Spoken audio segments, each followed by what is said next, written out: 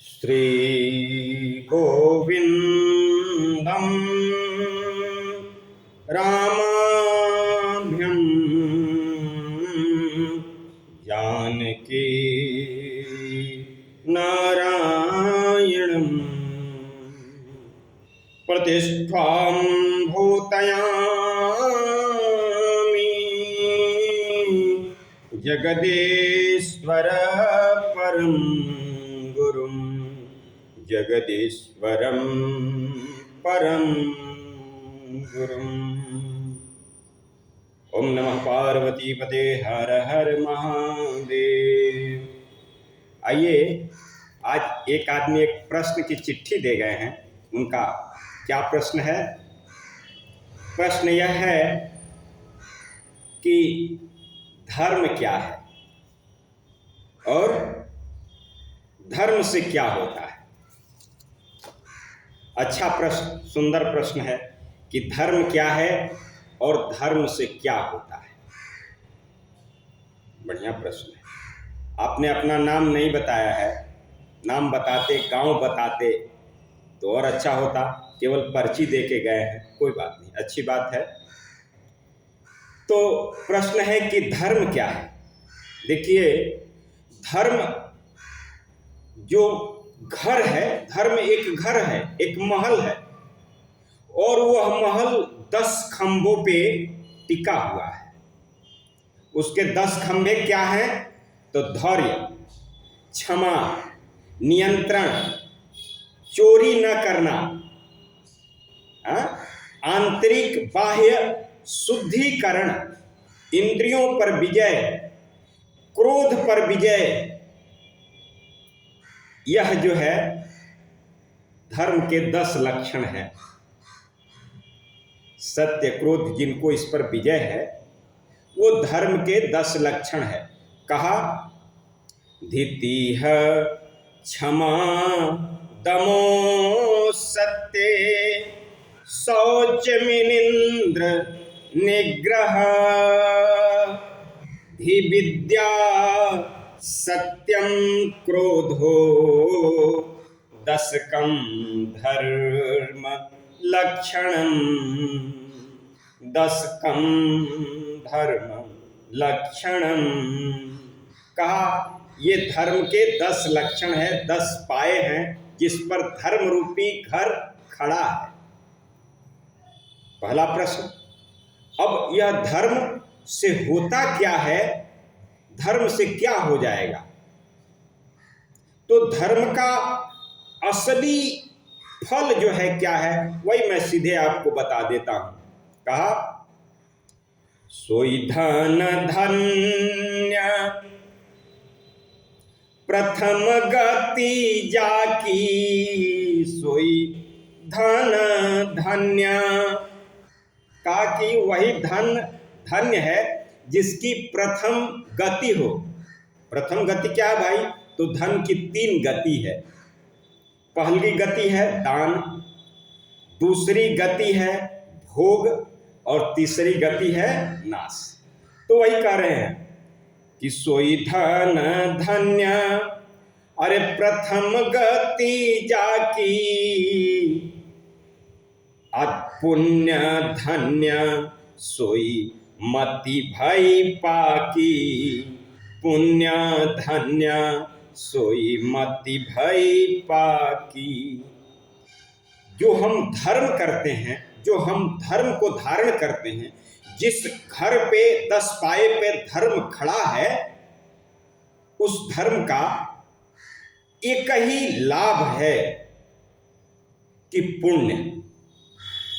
और पुण्य का एक लाभ है कि यह मन मति पवित्र हो जाए। धर्म का यही लाभ है कि मति पवित्र हो जाए। मति कैसी पवित्र हो जाए? तो मति पवित्र इस प्रकार हो जाए कि सब में भगवान का दर्शन होने लगे। सिया राम मैं सब जग जानी, अकरहूँ प्रणाम जोरी जुग पानी। कहा कि सब में मति इतनी पवित्र हो जाए कि सब में उन्हीं का दर्शन होने लगे। और दूसरी बात कहा कि दये सर्वभूतेषु।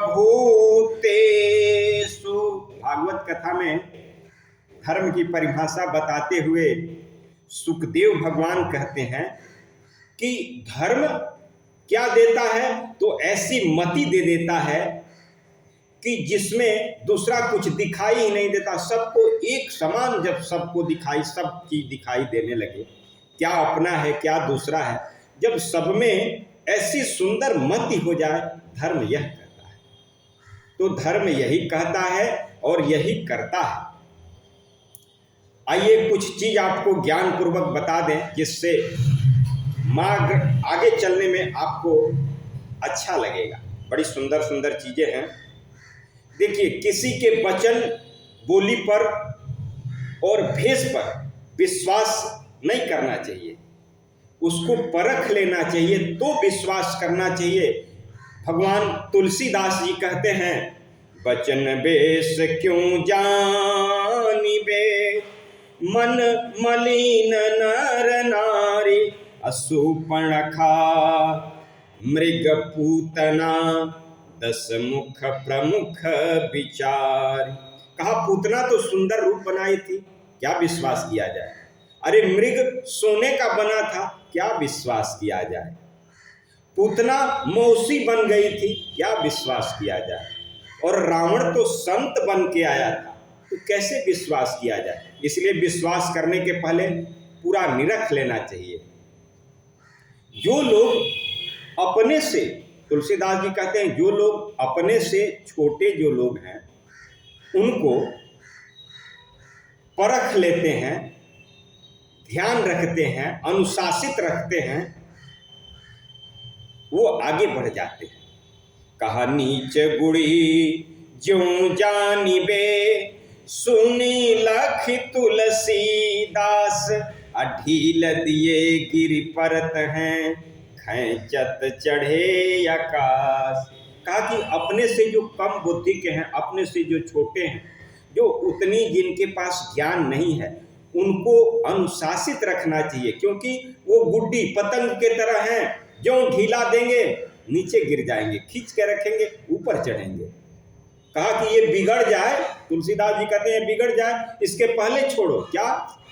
नगर नारी भोजन सचिव, सेवक सखा अगार, असरस परिहरे रंग रस, निरसद विशद विकार।